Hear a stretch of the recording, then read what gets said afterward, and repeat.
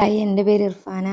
ഞാൻ DHA pharmacy assistant exam സീമെൻറ്റ് ടെക്കിൽ ആയിരുന്നു പഠിച്ചിരുന്നത്. ഞാൻ എക്സാം പാസ്സായി. കഴിഞ്ഞ ദിവസമായിരുന്നു എൻ്റെ എക്സാം.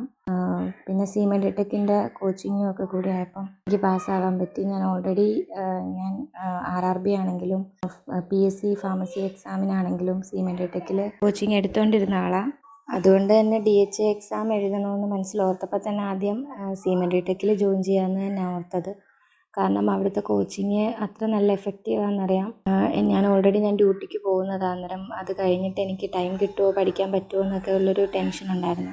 പക്ഷേ സീമെൻറ്റ് ടെക്കിൽ മാഡംസൊക്കെ ആണെങ്കിലും നല്ല കോച്ചിങ്ങാണ് തന്നിരുന്നത്. ഓരോ കാര്യങ്ങൾ പറഞ്ഞു തരുന്നതും ഡൗട്ട് ക്ലിയറൻസിന് പ്രത്യേക ഗ്രൂപ്പുണ്ട്.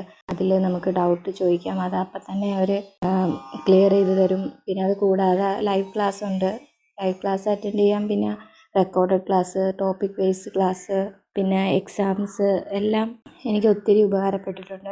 എക്സാമിൻ്റെ തലേന്നാണെങ്കിൽ പോലും ഞാൻ മോക്ക് ടെസ്റ്റൊക്കെ ചുമ്മാ ചെയ്ത് നോക്കിയതാണ്. പക്ഷേ അതിൽ നിന്ന് ഒത്തിരി ക്വസ്റ്റ്യൻസ് എക്സാമിന് വന്നിട്ടുണ്ടായിരുന്നു, റിപ്പീറ്റഡ് ക്വസ്റ്റ്യൻസൊക്കെ. അതെനിക്ക് ഒത്തിരി ഹെൽപ്ഫുള്ളായി. ഞാൻ എക്സാമിൽ ഇരുന്നപ്പോഴും അത് ആലോചിച്ചു. ഞാൻ തലേ ദിവസം ചെയ്ത അതേ ക്വസ്റ്റ്യൻസ് തന്നെ, അതേ പാറ്റേൺ തന്നെ എനിക്ക് എക്സാമിന് വരികയും ചെയ്തു. അതുകൊണ്ട് ഇതിൻ്റെ ഫുൾ ക്രെഡിറ്റ്സും സീമെൻറ്റ് ടെക്കിന് തന്നെയാണ്.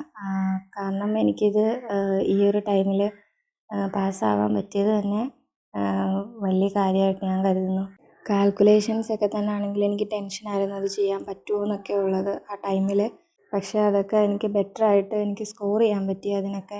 അതൊക്കെ ഏത് സമയത്ത് നമ്മൾ ഡൗട്ട് ചോദിച്ചാലും മാഡം തിരിച്ച് നമുക്ക് റിപ്ലൈ തരും. അത് സോൾവ് ചെയ്ത് കറക്റ്റ് ചെയ്ത് പറഞ്ഞു തരും. അതൊക്കെ ഭയങ്കര ഹെൽപ്ഫുള്ളായിരുന്നു. So all thanks to Seament tech.